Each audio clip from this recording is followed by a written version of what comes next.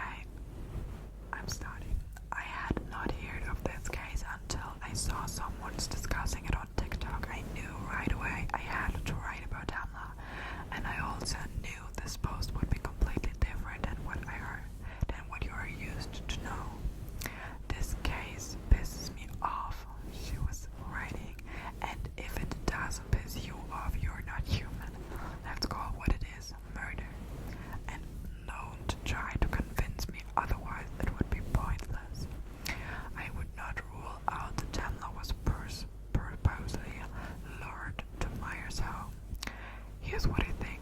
Tamla was beaten to death by someone or more than one person at a party.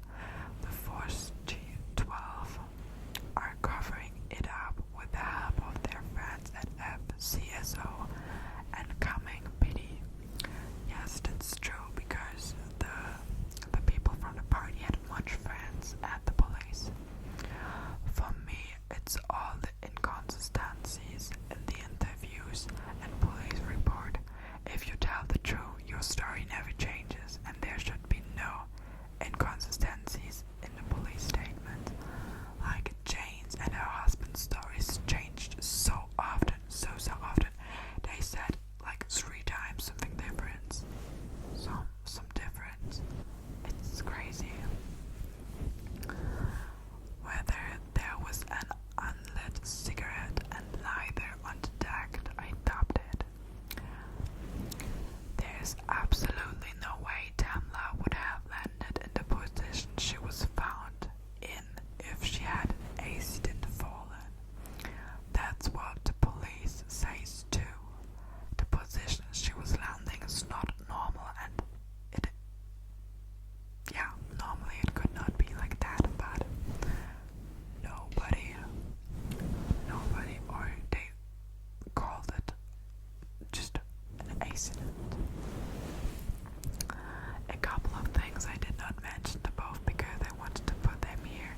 Stacy Smith said in her statement Tamla wanted to drive home, but she and Tom would not leave her because she had been drinking.